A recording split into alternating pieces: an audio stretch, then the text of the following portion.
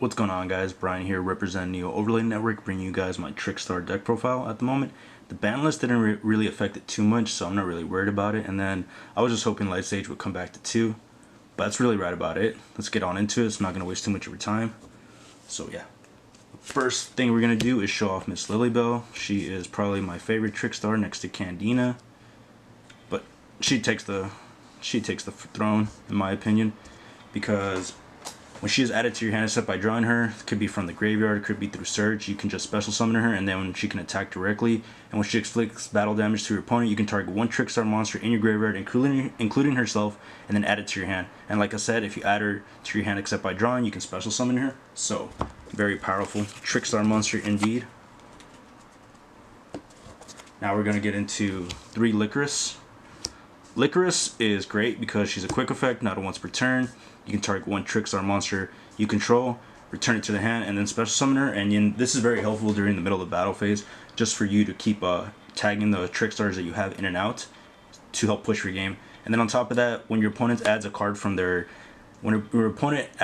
their hand, they take 200 burn damage, and then that's not once per turn, like I said. So if you have 2 of them or 3 of them on the field, they're going to be taking anywhere from 400 to 600. And if you have Light Stage, more damage. So yeah, very powerful card indeed. Love Licorice. Really good.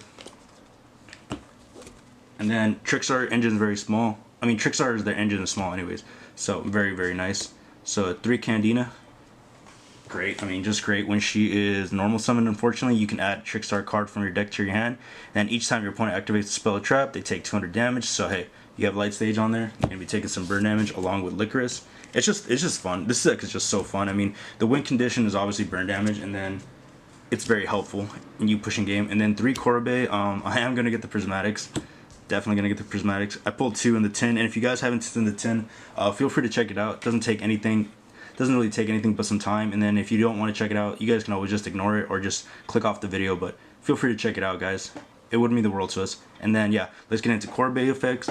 Korobei's effect is if you control no monsters, or if all monsters you control are Trickstars, you can special summon this card from your hand. And then during the damage step, you can, when your Trickstar monster battles an opponent's monster, this is a quick effect, you can send this card from your hand to the graveyard. That monster you control gains attack equal to its original attack. So a little honest-like effect that helps your Trickstars get pretty big.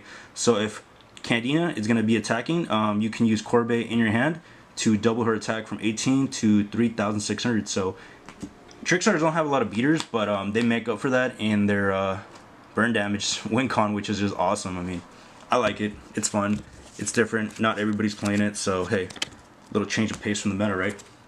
And then we go 3 Live Stage, because this one, we're trying to play the Link monsters because I'm in the middle of watching Brains and I'm loving it so far, so I want to be able to bring out the Link monsters. So Live Stage effect is when this card is activated, you can add a Trickstar monster from your graveyard to your hand. So if, like I said, you add Lilybell from grave to hand, you can just special summon her, and then you have Body on board without committing to your normal summon, which is awesome. And then you can only activate each of the following effects of Trickstar Live Stage once per turn. Also, you cannot special summon monsters the turn you activate this effect except for Trickstar monsters, so that's fine. We're always aware of that, and we do run some of the Trickstar Link monsters, like I said, so yeah, there's that. And then if you control a Trickstar Link monster, you can special summon one Trickstar token to your side of the field. Pretty nice. Helps you do some burn damage with some of the Link monsters.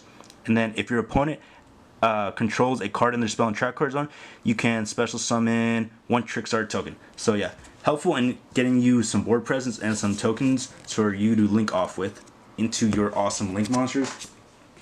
1 Light Stage, just amazing card. I love it. I wish it was at 2. That's all I want. I know it might not happen, but oh well. We do 3 Reincarnations. Awesome card, amazing card. Broken, but hey, not a once per turn. That's insane. So if you guys don't know what it does, this is what it does. You can banish your opponent's entire hand, and if you do, they draw cards equal to the number of cards they drew. Then you can banish this card from your graveyard the same turn you used it to target one Trickstar monster in your graveyard, special summon it. So if Candina was a normal or special summon effect, she'd be really nice, but she's not, so yeah. So very helpful in just helping you get some resources back onto the field and just having some board presence more than anything. But hey, if you're able to do the little Trickstar reincarnation with the Droll combo, it's nice, dude. You're gonna get some pretty interesting interactions online. So yeah, definitely a run Droll if you guys want to run Droll, but I don't think I'm running Droll right now. That's like a side deck option for me. And then Lost Wind. Lost Wind is amazing. I mean, Osider is good, but I wish Osider was seeing more play, but it probably will now, depending on the format changes. But let's get into Lost Wind's effect. If you guys don't know what it does, target one face-up special summon monster in the field, negate its effect, and its original attack is half. And then, yeah, that's permanent. And if a monster is special summoned from your opponent's extra deck, has to be the extra deck, you can set this card from your graveyard back onto the field, and then, yeah. But it has to be banished when you leave the field. So it helps you just have it's pretty much what you're running 6 Lost Wind if your opponent does go into the extra deck a lot, which a lot of decks do nowadays. Unfortunately, the turn it's set, you can't use it, so yeah. But still, very nice to have Lost Wind, and then it's just such a cheap card too with so many printings now, which is nice. And then Crackdown, got another printing, but hey, Crackdown just to take your for the control aspect, and then you always like to take your opponent's monsters because who doesn't like doing that? I know I like doing that. And then we use some of those monsters to go into link plays for certain matchups, because Salamangreats have fire, Mermail has water, Dragoon, you know, etc, etc. Just to take monsters. One, Terraforming, because gotta play it. And then we run to help push the win con of just burn damage. We're running 3 Dark Room Nightmare, very old card. 2 of them say magic, and then 1 of them says spell. So yeah, pretty old. So let's get into its effect. Each time you inflict to your opponent's life points, inflict 300 damage to your opponent. And then this card does not activate. You can't activate this effect with another one of these. So if you have Light Stage on the field, and then you have your Licorice and Candina, and then you have this on the field, or 2 of these guys, they're going to be taking a lot of burn damage. And then a lot of decks don't really like to play back row removal, but with Harpy's Feather Duster at 1, we're going to see how this affects. This could change. These could be Waking the Dragons, whatever you prefer. But for me, I just like having that win con in mind, being like, hey, it's going to be burn damage. And this really just helps solidify the burn damage and help you get there much quicker, because once you're under 2,000, or once your opponent is under 2,000 life points with Trickstar, that's like dangerous territory for them to be losing the game. So it helps push the win con. Definitely a nice card, but it could always be changed out for something else, and I always side deck it out when I need to. Lastly, for the spells, we run 3 Desires. I don't have my hands on Extrav yet, but this deck, for me personally, can go anywhere from 40 to 50 cards. So having Desires in here is good for helping you get deeper into your deck to get the outs that you need or the resources that you need. Always be aware that you want to search out your light stage as soon as possible so you don't end up banishing it. So it is a very important card to be aware of. And then since I do like running the extra deck Trickstar Link monsters, the reason I built it with Desires was for that reason, because I don't want to banish some of my Trickstar monsters or have to go through that yet. Once I get Extravagance, this deck profile will obviously change, but since a lot of meta decks like to lock you out of extra deck, Trickstars can play without it. So that's why I chose to profile this, because like I said, even if they lock you out of extra deck, that's fine. I don't really need to go into it unless I have to. So very powerful card still. And then Desires is just strong. Still a strong card. And then for the hand traps, we run 3 Veiler, not on once per turn. Helps us with the Celine plays, and yeah,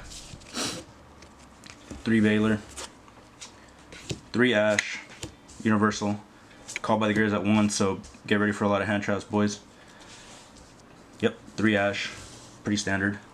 At least I think so. I don't have Moonlight and Netflix Chill, but we're going to be trying to get her. So hopefully sooner rather than later. 3 Imperm, because you just got to. Powerful. A staple for everybody who's trying to get into competitive Yu-Gi-Oh! Get your hands on it, boys. And then 2 Nib, because 3 is a bricky at times, but you can always side deck it in. And then just kills a lot of combo decks. And then with Lilybell, it doesn't really matter how big the token is, because you're going to just be able to attack directly. So yeah, there's that. When you're in position to push for game. Then we run 1 Bloom. 1 Dividaris, I hope I'm saying that right. 1 Holly Angel, I love her. 1 Black Cat, because it's nice getting her out, and you can get her out. 1 Crimson Heart, because gotta see them all. 1 Foxglove Witch. And then for the Charmers, we run 1 Miss Hita Ablaze, because Salamangreat matchup, we can take it. one water charmer area, one of the wind ones, because you never know where you're going to run into those little rogue matchups like Harpies, Samorg, and things of that nature. So we run one of the wind charmers, the wind charmer. One Awesome Earth Charmer for the Adamantipator matchup, or the Megalith matchup, whatever you're running into online, or Rock BA, whatever it may be. But Rock BA is kind of dead now, so yeah. One Celine, because she's just a great lane 3. I hope she doesn't get banned anytime soon, because Pendulums need her. God knows I need her. IP, because yeah, easy to get now, hopefully for people.